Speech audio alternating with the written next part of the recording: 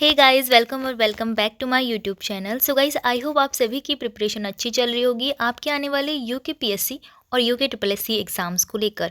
तो दोस्तों, Uttarakhand current affair की सीरीज़ में हम लोग उत्तराखंड विंसर ईयर बुक 2024 जो कि लेटेस्ट बुक है करंट अफेयर की, तो इससे एमसीक्यू के फॉर्म में क्वेश्चन सॉल्व कर रहे थे ताकि हमको सभी उत्तराखंड से संबंधित जानकारी जो अभी वर्तमान में घटनाएं हैं, समसामयिक घटनाएं हैं, वो हमें पता चल जाएं। ठीक है, तो सारे एग्ज़ाम के लिए इम्पोर्टेंट होने वाली है और इन वीडियोस में मैं जितने भी उस बुक में घटनाएं दी हैं उनके एमसीक्यूज़ बना के आपको प्रोवाइड करवा रही हूँ। अगर किसी के पास वो बुक नहीं है तो आप यहाँ से पढ़ सकते हैं, अदरवाइज़ आपका रिवीजन भी होता जा रहा है। ठीक है, तो चलिए वीडियो स्टार्ट कर लेते हैं। आप नोट्स भी साथ में बनाते रहिए और जो भी क्वेश्चन मैं इसमें वीडियो के बीच बीच में पूछती हूँ तो आप उसको कॉमेंट में ज़रूर बताइएगा। और पिछली वीडियो में मैंने आपसे एक क्वेश्चन पूछा था कि कितनी महिलाओं को तीलू रोतली पुरस्कार मिला, तो आपने बिल्कुल सही जवाब दिया, 14 महिलाओं को। और साथ ही मैंने आपसे बोला था कि आपको जितना इसके बारे में ज़्यादा से ज़्यादा पता है वो कमेंट कीजिएगा। बहुत से लोगों ने बहुत अच्छा रिस्पांस दिया था और बहुत खुशी हुई आपका फीडबैक देखकर। तो चलिए वीडियो स्टार्ट कर लेते हैं। पहला क्वेश्चन क्या है, राजधानी देहरादून के किस क्षेत्र में 6000 करोड़ रुपए की लागत से एडमिन सिटी बनाने का प्रस्ताव है? तो हमारी राजधानी देहरादून में एडमिन सिटी बनाई जा रही है। इसके लिए प्रस्ताव किस शहर में दिया गया है पूछा है, तो करेक्ट आंसर आपका हो जाएगा ऑप्शन सी, रायपुर में। ठीक है, याद रखना है, रायपुर में एडमिन सिटी बनाने का प्रस्ताव है। अगला क्वेश्चन है, नागर विमानन मंत्रालय ने नैनीसैनी हवाई पट्टी को एरोड्रम का लाइसेंस दिया है। यह हवाई पट्टी किस जनपद में है? तो एक क्वेश्चन तो आपको यहाँ से बन गया कि नागर विमानन मंत्रालय ने किस हवाई अड्डे को, किस हवाई पट्टी को एरोड्रम का लाइसेंस दिया है। ये क्वेश्चन भी आपसे पूछ सकते हैं, तो आप कहेंगे नैनीसैनी हवाई पट्टी। अब आपसे पूछा है कि जो ये नैनीसैनी हवाई पट्टी है वो उत्तराखंड के किस जिले में आती है? तो ये आती है पिथौरागढ़ जिले में। आपको इसके नाम से नैनीताल नहीं कर देना क्योंकि इसका नाम नैनीसैनी है, तो हो सकता है आप नैनीताल कर दें इसको, नहीं, लेकिन नहीं, आपको वैसे भी पता ही होगा कि हमारे उत्तराखंड में टोटल 5 हवाई अड्डे हैं, तो पाँचों हवाई अड्डों के नाम और साथ में उनके जिले भी आपको पता होने चाहिए। ठीक है, तो इसमें तो आपका ऑप्शन बी सही है। अगला क्वेश्चन है, अपनी सरकार नागरिक सेवाएं आपके द्वार। बहुत ही महत्वपूर्ण योजना है, इसका नाम देखिए, अपनी सरकार नागरिक सेवाएं आपके द्वार। यानी कि जितने भी आपके डॉक्यूमेंट बनाने होते हैं तो उनके कर्मचारी आपके द्वार आते हैं, आपके घर में आते हैं और वहीं पर आपके सारे डॉक्यूमेंट लेके उसको बनाते हैं। ठीक है, तो ये योजना राज्य के किस शहर से शुरू की गई है पूछा है हमसे, तो करेक्ट आंसर हो जाएगा देहरादून से। सबसे पहले देहरादून से ही इसका ट्रायल लिया गया था। ठीक है, अगला क्वेश्चन क्या है, उत्तराखंड में किस स्थान पर वेदशास्त्र अनुसंधान केंद्र खोला गया है? उत्तराखंड में वेदशास्त्र अनुसंधान केंद्र खोला गया है देवप्रयाग में। देवप्रयाग कहाँ आता है? टिहरी जिले में आता है। ठीक है, अगला है क्वेश्चन नंबर 5। इसमें पूछा है, उत्तराखंड के 2 गांव चौपड़ियाल और जरधार को विश्व पर्यावरण दिवस के अवसर पर राष्ट्रीय पंचायत पुरस्कार 2023 प्रदान किया गया। ये गांव किस जनपद में आते हैं? तो देखिए, चौपड़ियाल और जरधार ये 2 गांव हैं। आपसे इस तरह से भी पूछ सकते हैं कि किन 2 गांवों को राष्ट्रीय पंचायत पुरस्कार 2023 से सम्मानित किया गया है। तो आपको इन गांवों के नाम तो जरूर याद रखने हैं, चौपड़ियाल और जरधार। ठीक है, विश्व पर्यावरण दिवस के अवसर पर आप ये कमेंट में बताना कि विश्व पर्यावरण दिवस कब मनाया जाता है। आपसे जीके में पूछ सकते हैं, कभी कभी बेसिक क्वेश्चन भी आपसे पूछ लिया जाता है। ठीक है, कमेंट में मुझे जरूर बताना विश्व पर्यावरण दिवस कब मनाया जाता है। तो ये दोनों ही गाँव कहाँ आते हैं? टिहरी जनपद में आते हैं। ठीक है, तो अगला क्वेश्चन देख लेते हैं। नेक्स्ट क्वेश्चन है, शिक्षा मंत्री डॉक्टर धन सिंह रावत, आपको पता होगा हमारे शिक्षा मंत्री कौन है? धन सिंह रावत है, ने हाल के दिनों में समर्थ पोर्टल लॉन्च किया है। ठीक है, समर्थ पोर्टल नाम है इसका, इसे लॉन्च किया है। इसे इस तरह का देश का पहला पोर्टल कहा जा रहा है। यह पोर्टल किससे संबंधित है? तो देखो, शिक्षा मंत्री हैं तो ये शिक्षा से संबंधित ही कुछ पोर्टल लॉन्च कर रहे होंगे। समर्थ पोर्टल इसका नाम है और ये उच्च शिक्षा के से संबंधित है, यानी कि हायर एजुकेशन, किसी भी यूनिवर्सिटी कॉलेज में एडमिशन आसानी से लेने के लिए इस पोर्टल को लॉन्च किया गया है हमारे शिक्षा मंत्री धन सिंह रावत जी के द्वारा। तो ऑप्शन बी यहाँ पर करेक्ट हो जाएगा, हायर एजुकेशन यानी कि उच्च शिक्षा के लिए। अगला क्वेश्चन है, उत्तराखंड के किस भूवैज्ञानिक को राष्ट्रीय भूविज्ञान पुरस्कार 2022 से सम्मानित किया गया है? तो करेक्ट आंसर इसका हो जाएगा option C, doctor Harish Bahuguna. अगला है क्वेश्चन नंबर 8, उत्तराखंड लोक सेवा आयोग का नया अध्यक्ष किसे बनाया गया है? तो अभी कुछ टाइम पहले डॉक्टर राकेश सिंह क्या थे? उत्तराखंड लोक सेवा आयोग यानी कि यूकेपीएससी, इस आयोग के अध्यक्ष थे, या फिर चेयरपर्सन भी बोलते हैं अध्यक्ष को, तो डॉक्टर राकेश सिंह थे। लेकिन अक्टूबर 2023 से डॉक्टर रविदत्त गोदियाल, ये हमारे यूकेपीएससी आयोग के नए चेयरपर्सन बने हैं, डॉक्टर रविदत्त गोदियाल। नाम आपको याद रखना है, ठीक है। जब भी आप यूकेपीएससी की वेबसाइट में जाते होंगे तब आपको इनको फ़ोटो और इनका नेम दिखता होगा। अगला क्वेश्चन है 69वें राष्ट्रीय फिल्म पुरस्कार 2023 के लिए उत्तराखंड की किस फिल्म को गैर फीचर फिल्म अवार्ड के लिए चुना गया है? बहुत बार ये क्वेश्चन आपको करंट अफेयर की अनेक वीडियो में देखने को मिल गया होगा, मैंने भी कई बार बताया, और आप जहाँ से भी करंट अफेयर देखते हैं तो वहाँ ये क्वेश्चन पूछा जाता है, ठीक है ना। तो इसका करेक्ट आंसर क्या हो जाएगा? एक था गाँव, ठीक है, एक था गाँव। इसको फिल्म पुरस्कार 2023 में सर्वश्रेष्ठ गैर फीचर फिल्म के लिए अवार्ड के लिए ये चुना गया, ठीक है। अगला क्वेश्चन क्या है? उत्कृष्ट कार्य के लिए आंगनबाड़ी कार्यकर्ताओं को 2023 में कितनी महिलाओं को पुरस्कार दिया गया? तो जो कल मैंने क्वेश्चन पूछा था तीलू रोतेली, तो उन्हीं के साथ इनको भी ये सम्मान मिला है, ठीक है। तो आंगनबाड़ी कार्यकर्ताओं को 2023 में कितनी महिलाओं को ये पुरस्कार दिया गया, ये पूछा है हमसे। तो करेक्ट आंसर क्या हो जाएगा? ऑप्शन ए, 35 महिलाओं को, ठीक है। उत्कृष्ट कार्यों के लिए दिया गया इनको, आंगनबाड़ी कार्यकर्ताओं को, हमारे उत्तराखंड सरकार के द्वारा। देखो अब अगला क्वेश्चन है, उत्तराखंड सरकार ने पहली बार विभिन्न साहित्यकारों के नाम पर उत्तराखंड राष्ट्र साहित्य गौरव पुरस्कार वितरित किए। तो इस बार क्या हुआ? उत्तराखंड सरकार ने जो गौरव पुरस्कार होते हैं ना, उत्तराखंड साहित्य गौरव पुरस्कार, ये 9 साहित्यकारों के नाम पर 9 ही लोगों को दिए, ठीक है। ये बात आपको याद रखनी है। 9 पुरस्कारों का नाम जो है ना, 9 महान लोगों के नाम पर रखा और 9 ही लोगों को ये पुरस्कार दिए गए, ठीक है। इन पुरस्कारों के मैं आपको नाम बता देती हूँ और साथ में किन को दिए वो भी बता देती हूँ। तो देखिए, अगर नाम पहले से आपको पता है तो बहुत अच्छी बात है, वरना आप इसको नोट कर सकते हैं।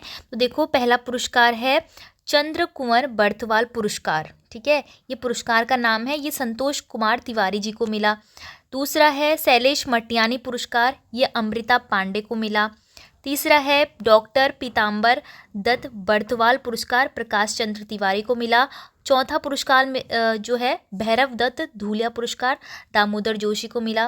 पांचवा है गुमानी पंत पुरस्कार, राजेंद्र सिंह बोरा को। छठा है भजन सिंह पुरस्कार, नरेंद्र कठैत को। और गोविंद चातक पुरस्कार सातवां महावीर सिंह रमल्टा को मिला। आठवां पुरस्कार था प्रोफेसर उनवान चिश्ती पुरस्कार, ये राजेश आनंद असीर जी को मिला। और नवा और अंतिम पुरस्कार है अध्यापक पूर्ण सिंह पुरस्कार, जो कि गुरदीप जी को मिला, ठीक है। तो ये 9 पुरस्कार हैं। हो सकता है आपसे इतना डिटेल में नहीं पूछे और हो सकता है कि पूछ भी ले, ऐसे भी तो क्वेश्चन बन सकता है कि शैलेश मटियानी पुरस्कार से किसको सम्मानित किया गया, तो अमृता पांडे को किया गया। तो जितने भी नाम मैंने अभी बोले हैं उनको आप नोट कर लीजिएगा, और एक बार रेटिंग से थोड़ा बहुत अंदाज़ा तो हो ही जाता है, ठीक है। और बाकी आपको याद रखना है कि 9 लोगों के नाम पर है और 9 लोगों को ही ये पुरस्कार मिला है, ठीक है ना। और ये पहली बार ऐसा हुआ है कि गौरव पुरस्कार को किसी के नामों पर रख के दिया गया है। अगला क्वेश्चन क्या है? अगले में पूछा है प्रधानमंत्री आवास योजना ग्रामीण परफॉर्मेंस इंडेक्स में उत्तराखंड को देश में कौन सा स्थान प्राप्त हुआ है? तो करेक्ट आंसर आपका हो जाएगा ऑप्शन बी, दूसरा स्थान, ठीक है। दूसरा स्थान मिला है उत्तराखंड को। अगला देखिए, उत्तराखंड के देहरादून और अल्मोड़ा में पहले से साइंस सेंटर है। ये क्वेश्चन भी आपसे पूछते हैं, उत्तराखंड में कहाँ कहाँ पर साइंस सेंटर है? एक है देहरादून में और एक है अल्मोड़ा में। अब राज्य में और साइंस सेंटर बनाने की घोषणा की है, तो ये बताना है आपको कि जो अब तीसरा साइंस सेंटर बनाया जाएगा वो किस जनपद में बनाया जाएगा। तो करेक्ट आंसर क्या हो जाएगा, जल्दी बताइए? चंपावत में होगा, ठीक है, बिल्कुल सही जवाब है आपका। चंपावत में तीसरा साइंस सेंटर बनाया जाएगा। तो अब आपसे जब भी क्वेश्चन पूछे कि 3 साइंस सेंटर कहाँ कहाँ पर है, देहरादून, अल्मोड़ा और चंपावत में।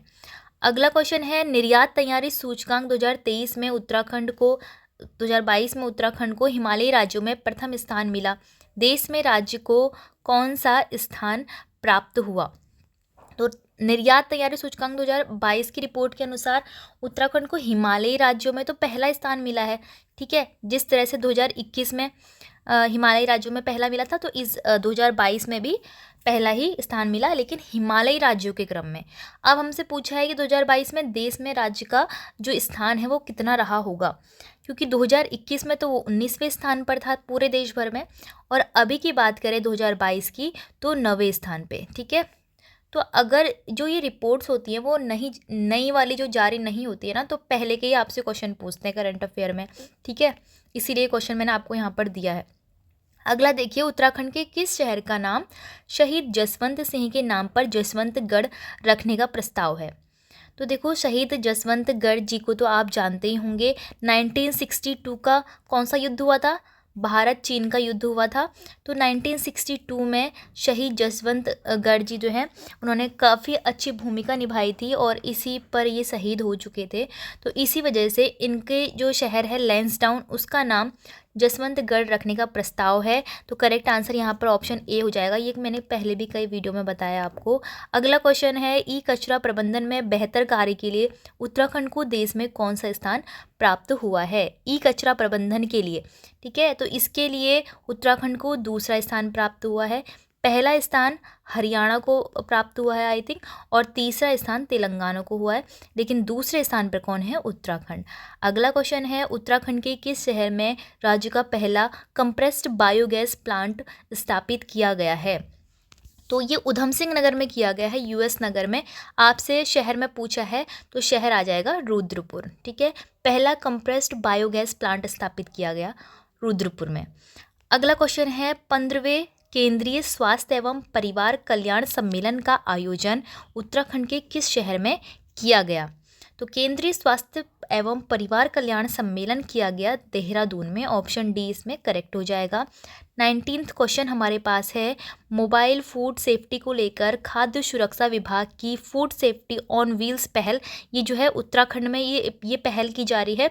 किसको लेकर? खाद्य सुरक्षा विभाग की तरफ से फूड सेफ्टी को लेकर। ठीक है, फूड सेफ्टी ऑन व्हील्स मतलब कि जो व्हील्स यानी कि पहिया, यानी कि जो ठेले में जो मतलब कि चलते फिरते जो फूड होते हैं उन पर सेफ्टी के लिए उत्तराखंड को कौन सा स्थान प्राप्त हुआ है, पूछा है।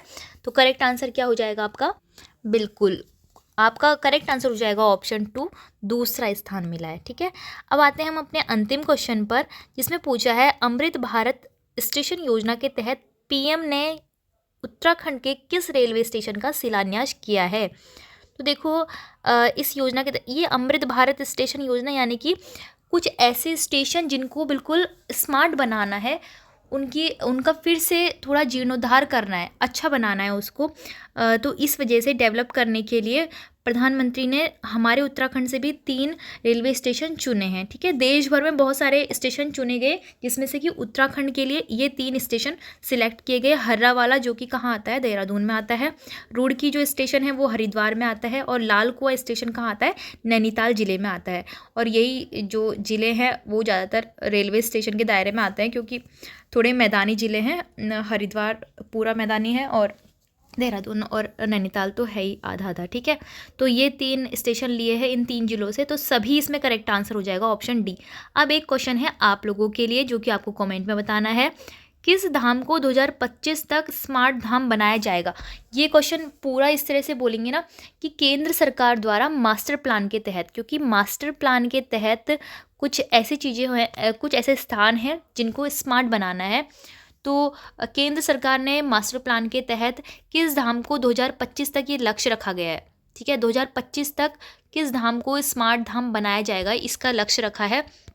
तो ये लक्ष्य जो है 2025 तक है, इसीलिए आपसे अभी भी ये क्वेश्चन बनेगा, क्योंकि अभी 2024 चल रहा है और अभी तक ये लक्ष्य पूरा नहीं हुआ है, इस वजह से। तो उत्तराखंड में कितने धाम हैं? 4 धाम, केदारनाथ, बद्रीनाथ, गंगोत्री और यमुनोत्री। अब आपको इन चारों में से बताना है कि कौन सा धाम ऐसा हो सकता है जिसको स्मार्ट धाम बनाया जाएगा, कॉमेंट में बताना है। और इस योजना के बारे में, इस प्लान के बारे में आपको जितना ज़्यादा से ज़्यादा पता है आप कमेंट में लिखिएगा, ताकि और बच्चों की भी हेल्प हो जाए।